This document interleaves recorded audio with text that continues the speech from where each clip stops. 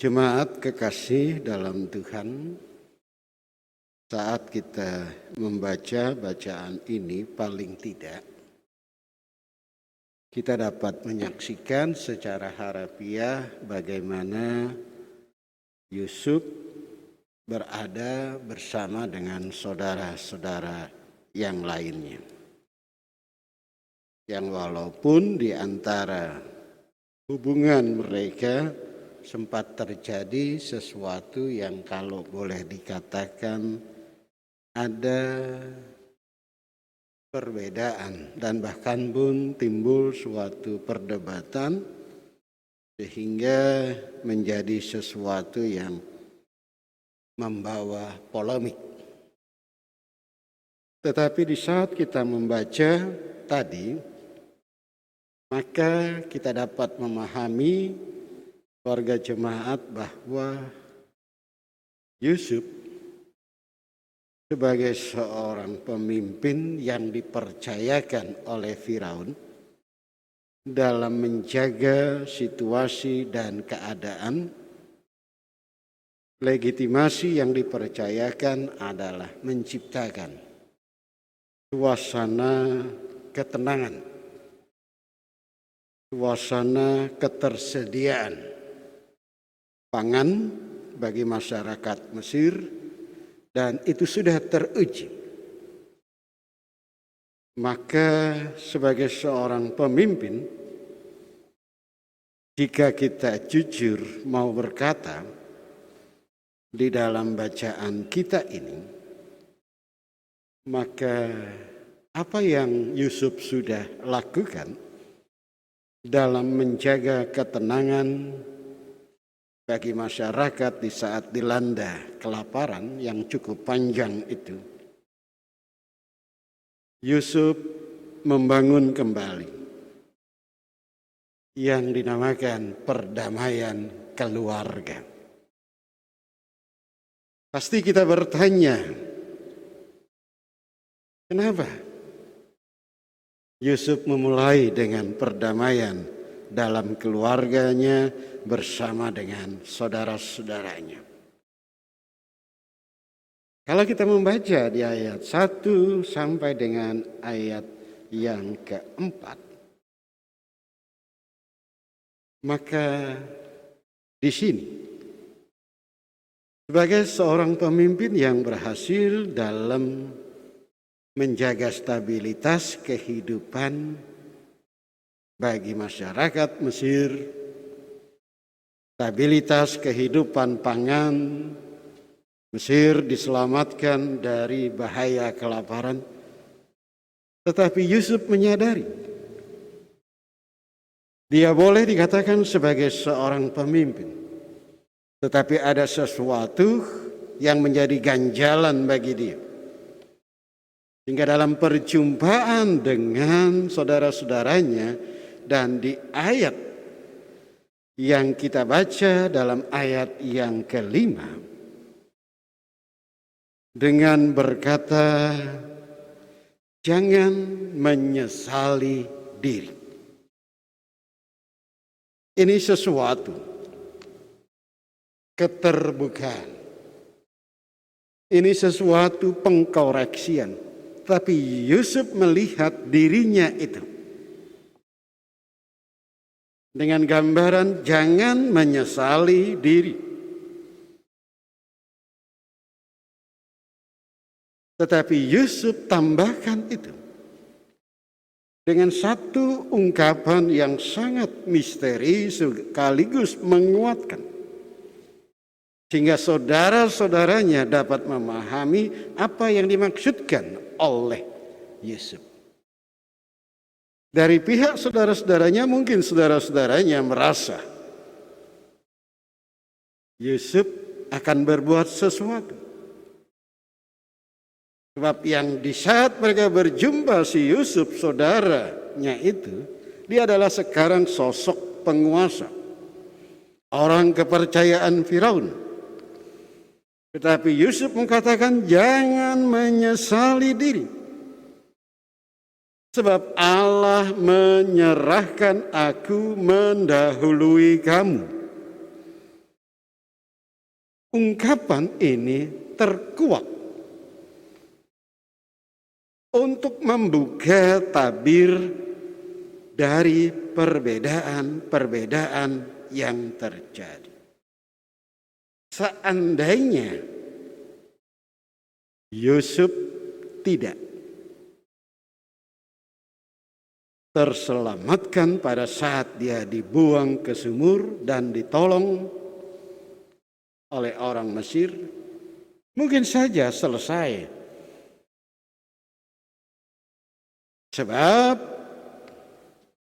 saudara-saudaranya di Kanaan sedang dalam kelaparan.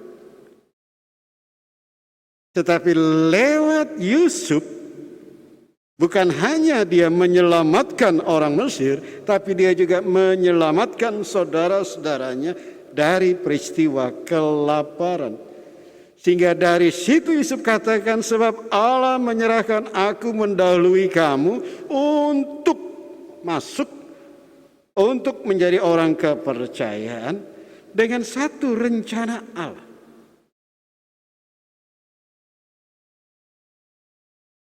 Sehingga dia ungkapkan, sebab Allah menyuruh aku mendahului kamu berada di Mesir.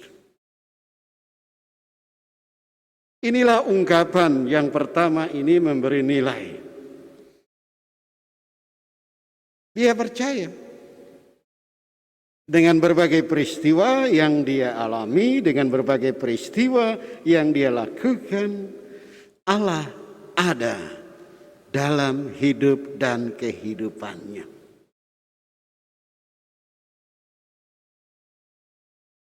Dengan satu harapan, bahwa makna keselamatan Allah itu dialami oleh Yusuf. Yusuf menyadari, karena Allah yang menyuruh aku, Allah yang mengarahkan, Allah yang membimbing dengan berbagai peristiwa itu tadi, maka tidak ada lagi sesuatu yang memberi penilaian apa yang pernah dilakukan saudara-saudaranya kepada Yusuf. Kalau kita ikutin ibadah hari Minggu kemarin dalam pasal 37, Yusuf memang pernah melaporkan kejahatan saudara-saudaranya. Tapi di sini Yusuf katakan tadi, jangan menyesalin diri karena kamu pernah berlaku jahat kepadaku.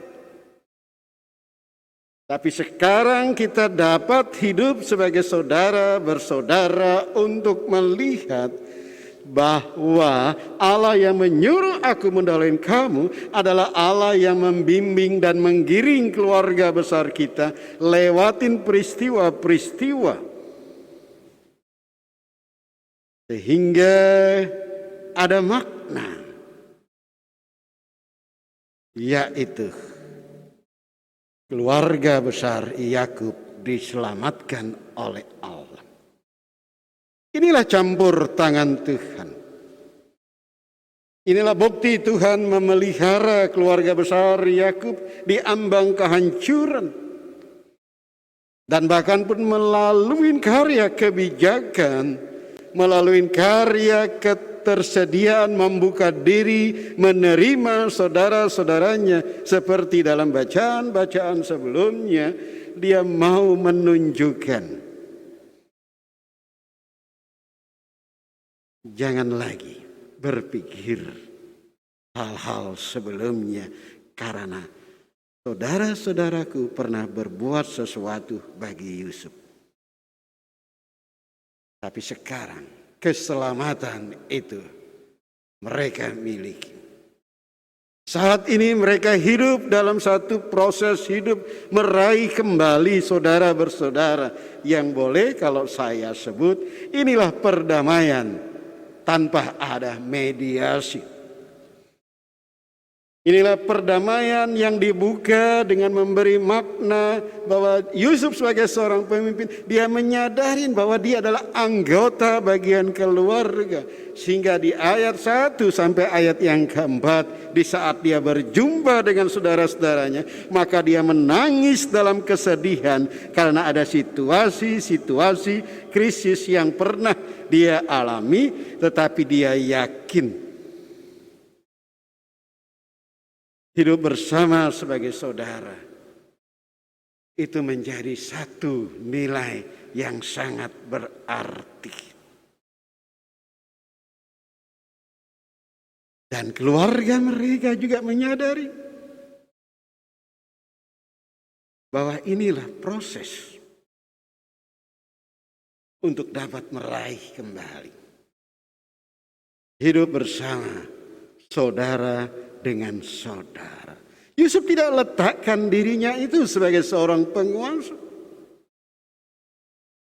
Tapi Yusuf mau tunjukkan sebagai satu kebulatan tekad dalam rencana Allah itu tadi untuk melihat bahwa inilah dimulainya kembali tunas baru kehidupan dimulai dengan mereka meraih perdamaian tadi.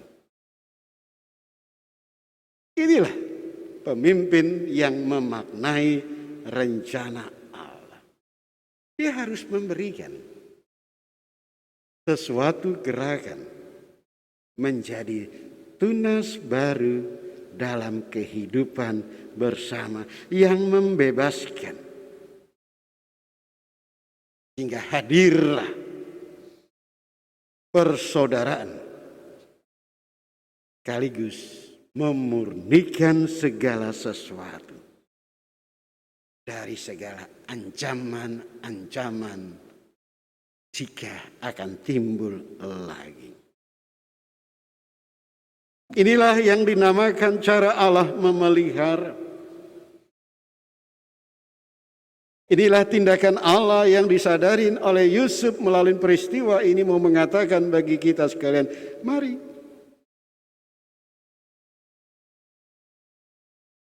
buka diri lewat berbagai peristiwa-peristiwa kehidupan ini. Yakin Tuhan dengan campur tangan, Dia mencintai kedamaian dan keselamatan itu. Dan mari upayakan itu untuk menjadi gerakan-gerakan baru yang saya katakan tadi. Inilah turas baru kehidupan dengan gerakan yang baru yang harus dimulai. Untuk yakin bahwa keluarga sedang dimurnikan. Keluarga sedang diarahkan dalam persaudaraan. Keluarga sedang diperhadapkan dengan situasi. Tapi yakin pemeliharaan Allah. Dan disinilah nilai hidup yang sangat mahal di situasi hidup dan kehidupan kita sebagai warga GPW di saat kita bersama-sama melaksanakan aktivitas kalender yang dilakukan dan yang mau dijabarkan, bagaimana kita bisa dapat bersyukur sebagai gereja. Bagaimana kita sebagai warga jemaat dapat bersyukur dengan melewati berbagai peristiwa yang terpenting. Ada yang dinamakan damai dan diraih kembali keselamatan itu. Memang kita pernah menyakitkan sesama kita. Mungkin kita sudah melakukan sesuatu di luar daripada kebiasaan. Tapi kita yakin Tuhan akan memurnikan itu seperti ungkapan Yusuf. Jangan menyesalin diri sebab Tuhan menyuruh aku. Disinilah dibutuhkan hidup dan kehidupan dengan tunas yang selalu menjadi cikal bakal kehidupan bersama, agar dimulailah hidup yang baru dengan kebebasan, yaitu adanya damai. Dengan berkat Tuhan, karena kita adalah orang yang diselamatkan dalam Kristus Yesus, tidak ada cara lain. Bergandenganlah tangan. Kalau perlu berjabat tangan. Di dalam dan atas nama Allah, Sang Pemelihara jiwa-jiwa. Inilah makna rencana Allah bagi siapapun. Apalagi sebagai seorang pemimpin. Dan kita mungkin adalah pemimpin dalam aspek hidup dan kehidupan Bapak Ibu. Baik sebagai pekerja, baik sebagai pengusaha, baik kita yang sedang berdagang, atau kita yang sebagai PNS, pegawai swasta. Mari kita lakukan memaknai rencana Allah ini untuk kita menggandeng kehidupan ini. Hadir perdamaian, hadir keselamatan, sehingga disitulah tidak ada lagi celah-celah kejahatan itu terjadi. Hal yang pertama seperti itu. Hal yang kedua dalam bacaan ini kita lihat dalam ayat yang ke-14 dan ayat yang ke-15. Mari sama-sama untuk kita mau hadir dengan nilai hidup baru.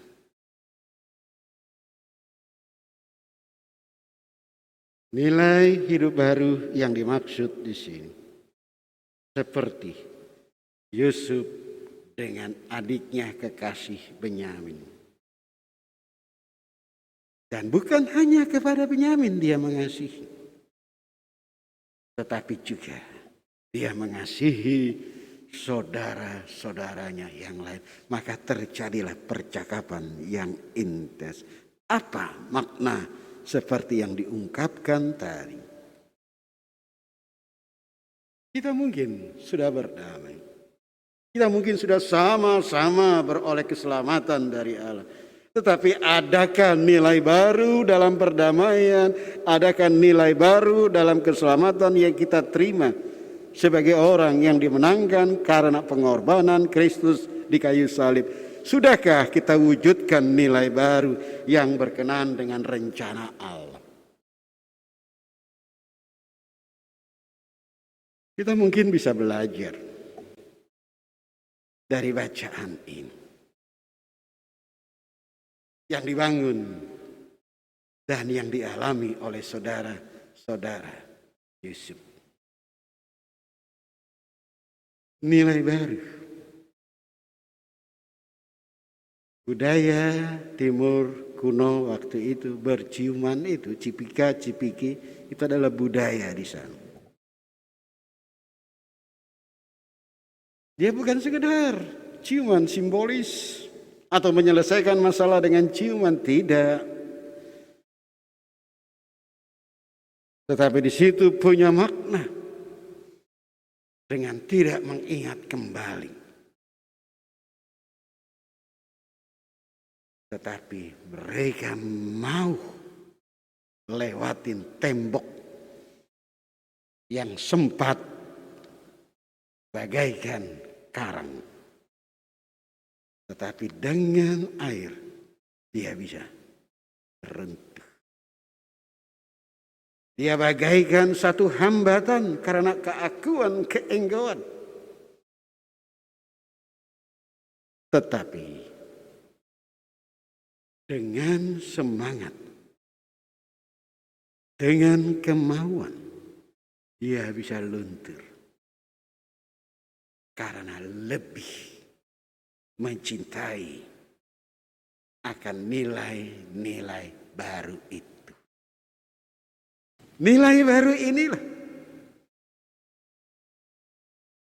yang harus senantiasa dilakukan, dan menjadi satu kegiatan hidup kita.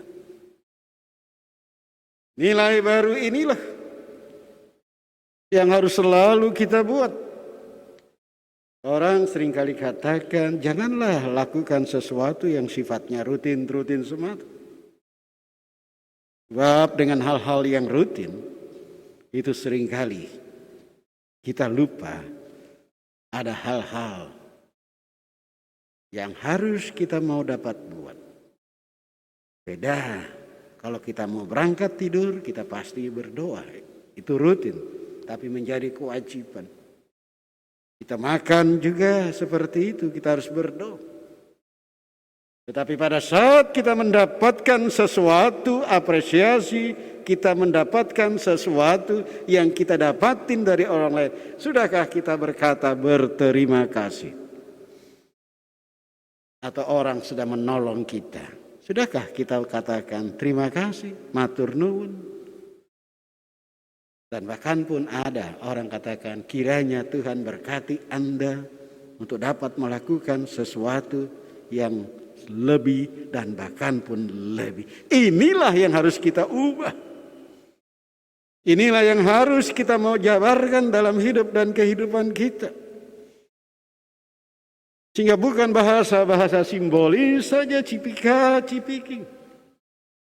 Tapi mari kita kuasai, mari kita hadir dan menempatkan kuasa Allah untuk kita tunjukkan nilai yang baru dalam suasana damai itu. Nilai baru dalam keselamatan yang kita terima untuk saling membalut dan mengobati dalam segala apapun situasi untuk kita menatap pekerjaan-pekerjaan Allah yang Allah percayakan kepada kita lewat kasih karunia dan berkat kemurahan-Nya. Nilai baru inilah agar perdamaian itu menjadi acuan untuk punya nilai yang diisi dengan aktivitas yang konkret.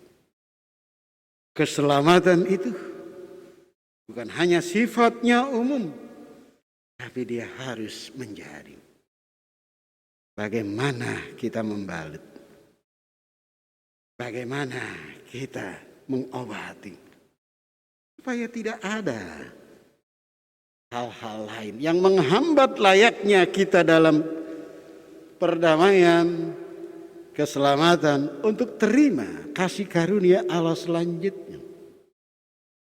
Memberikan satu kehidupan keluarga itu yang indah. Memberi kekuatan dalam kehidupan keluarga itu yakin akan pemeliharaan Allah. Sehingga kita layak menerima berkat kemurahan Allah tadi.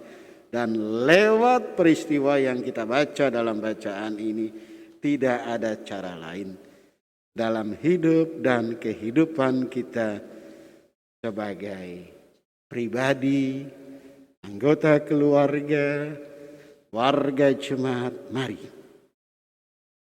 kita diajak, bersedialah dipimpin untuk masuk dalam rencana Allah. Mari kita mulai perdamaian dalam lingkup kehidupan kita. Mari kita eksplorasi, mari kita gali semangat keselamatan itu. Untuk kita tempatkan yang pertama. Jangan ada lagi. Sebagai gereja yang harusnya bersyukur. Tapi tidak menutup kemungkinan. Kita masih memandang muka kepada siapapun. Hal-hal inilah yang akan melunturkan perdamaian itu. Hal-hal itu akan melunturkan makna daripada keselamatan itu. Sehingga apa yang diraspaikan oleh Rasul Petrus dalam 1 Petrus pasal 1 ayat 17 dan 20, warga jemaat bisa membaca. Sebab kita ini berasal dari satu Bapa. Kita ini adalah saudara-saudara keluarga besar Allah. Dan mari berikanlah nilai perdamaian di antara saudara itu. Dan kita dipilih oleh Allah, diutus oleh Allah, menjadi saudara di dalam Kristus. Inilah yang dinamakan perdamaian itu. Inilah keselamatan sebagai orang-orang pengaku dan yang sudah ditolong dan sudah mengalami karya Allah. Sehingga kita bertemu dengan saudara karena sama penyataan imannya sebagai orang yang diselamatkan. Mari, hiduplah dalam nilai-nilai yang berada satu dalam Bapa, dan mari sama-sama dipilih karena kita saudara yang sudah terima keselamatan dari Allah. Nilai ini mewarnai hidup supaya apa? Supaya kita bersyukur bersama sebagai gereja, baik di keluarga, di persekutuan, maupun juga dalam pergaulan kita. Hal yang kedua, mengajak kepada kita sekalian jemaat. Saat kita dipimpin masuk rencana Allah, lakukanlah untuk hidup dalam jabarkan kasih itu. Untuk kita tetap dalam kemerdekaan dan tunjukkan nilai baru. Apa yang dikatakan oleh Rasul Paulus dalam Galatia pasal 5 ayat 4 sampai 5. Lewat kasih itu, dia mampu mengatasi segala kebuntuan. Dengan satu harapan, inilah Allah sedang pimpin kita. Allah sudah merdekakan kita. Dan Allah sudah beri keselamatan, tapi mari tunjukkan nilai baru tadi. Dengan mempraktekkan kasih itu sebagai materai kehidupan. Agar tidak ada lagi kebuntuan-kebuntuan yang menghambat di antara kita. Dengan harapan supaya tidak ada yang mencederai dalam hidup dan nilai hidup baru itu. Inilah kesempatan untuk kuasa jahat dan kejahatan itu hadir. Paulus katakan, jika kamu menggigit, gigit saja, itu seperti kita sedang gigit. Mengasah gigi kita, tapi jangan mematikan. Jika kita telan obat, telanlah seperti obat.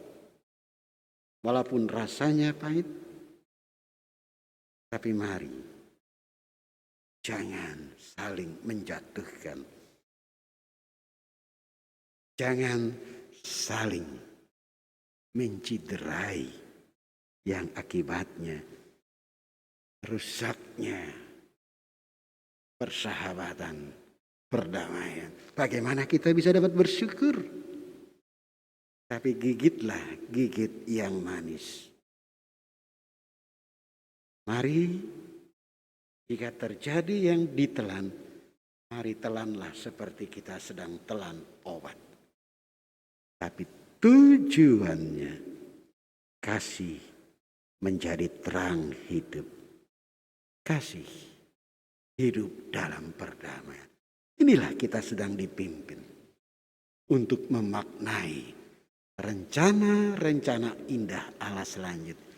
supaya kasih karunia itu bertambah-tambah dalam hidup kita, dan mari kita meraih kembali berkat kemurahan Allah. Inilah yang dinamakan damai. Inilah keselamatan itu. Itulah hidup sejahtera. Tuhan memberkati bagi kita semua.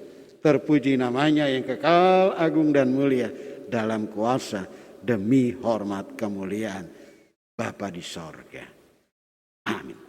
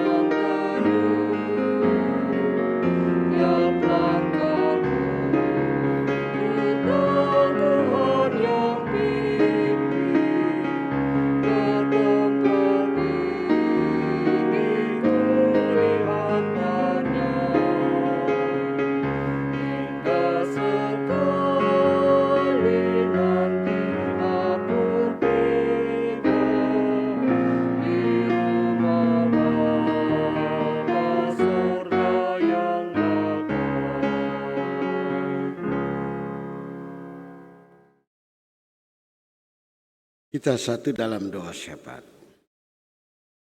Kami bersyukur dalam semangat perdamaian keluarga, maka kami layak dianugerahkan keselamatan. Dan mari bersama tuntunan Tuhan juga, kami percaya Tuhan punya maksud indah dan mulia bagi kami.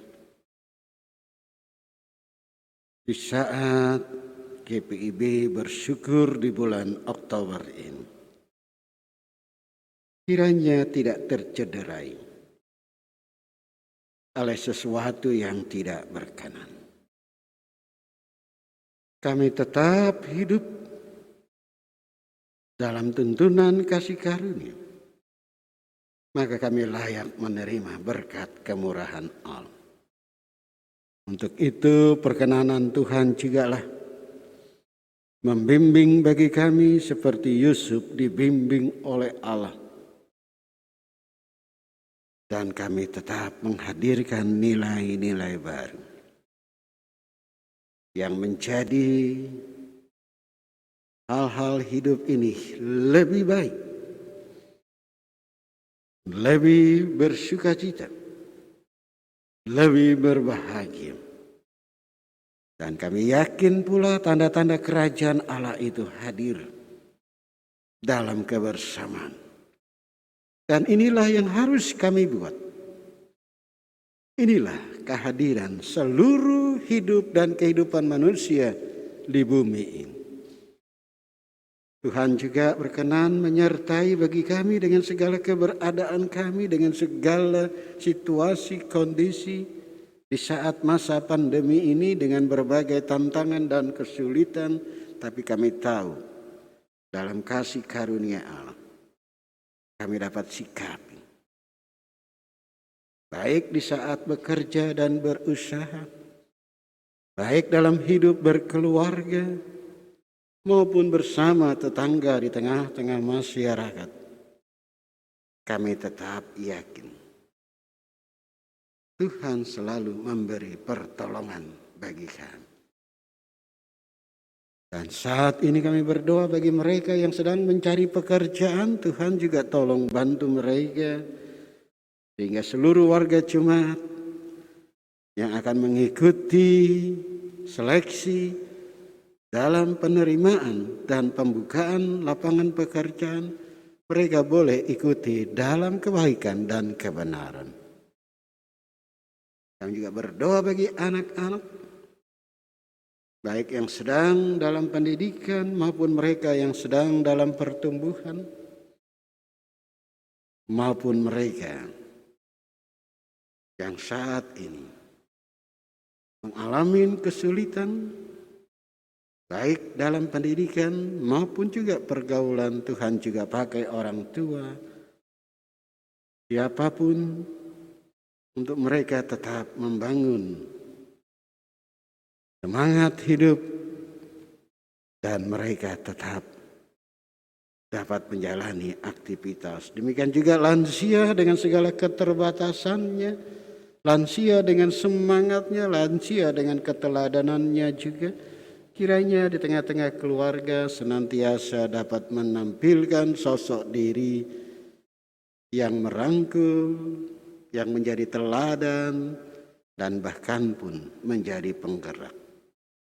Agar perdamaian hidup di tengah-tengah keluarga boleh terwujud, dan kami yakin juga hidup dan kehidupan kami sebagai warga jemaat, Tuhan juga memberkati segala aktivitas hidup dan kehidupan kami sebagai GPB Jemaat Bethesda Sidoarjo. Dalam kegiatan-kegiatan, baik kegiatan rutin, program dan proyek, lewat persekutuan, lewat pelayanan, lewat kesaksian, semuanya berada dalam keadaan dan dilakukan dalam maksud dan rencana Allah, agar tanda-tanda kerajaan Allah itu dapat dinyatakan lewat persekutuan, lewat pelayanan, lewat kesaksian dari warga jemaat yang dilakukan oleh presbiter dan unit misioner. Tuhan juga memberkati bagi mereka yang saat ini sangat membutuhkan pertolongan Tuhan saat mereka sedang dalam keadaan sakit. Tuhan tolong bantu mereka, Tuhan berikan semangat dan tetap berpengharapan, baik yang dirawat di rumah tadi maupun di rumah sakit. Dan kami berdoa bagi hidup berbangsa kami, pakai pemerintah kami Indonesia dengan sejarah jajarannya. Kami berdoa dari eksekutif, legislatif, yudikatif, agar di masa pandemi dan wabah ini sudah melanda Indonesia dan saat ini sedang melemah. Tapi masyarakat jangan lengah, termasuk juga para pemimpin kami, selalu menggerakkan hidup sesuai protokol kesehatan, dan mereka yang terdampak akibat pandemi yang mengganggu berpikir, bertindak, dan mereka membutuhkan pendampingan baik secara psikis maupun kesehatan. Mereka yang kehilangan orang kekasih, orang tua, ayah atau ibu, dan bahkan pun orang tua dan saudara, yang saat ini mereka butuh pendampingan. Tuhan tolong bantu mereka dengan cara Tuhan, baik oleh pemerintah maupun dari penggiat-penggiat, untuk mereka didampingi dan memiliki semangat kembali. Terima kasih banyak ya Tuhan atas berkat karunia yang Tuhan sudah boleh beri bagi kami. Dan saatnya lah kami bersyukur karena kasih karunia dan keselamatan yang kami alami, yang kami miliki. Dan janji iman inilah yang harus kami tekadkan kembali untuk kami pelihara dalam persaudaraan demi kedamaian.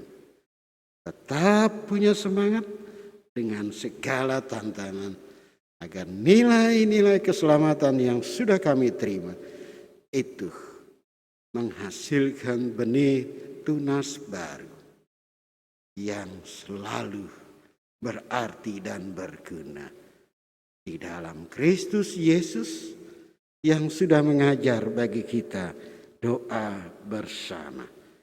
Bapa kami yang di surga, dikuduskanlah namamu, datanglah kerajaanmu, jadilah kehendakmu di bumi seperti di sorga.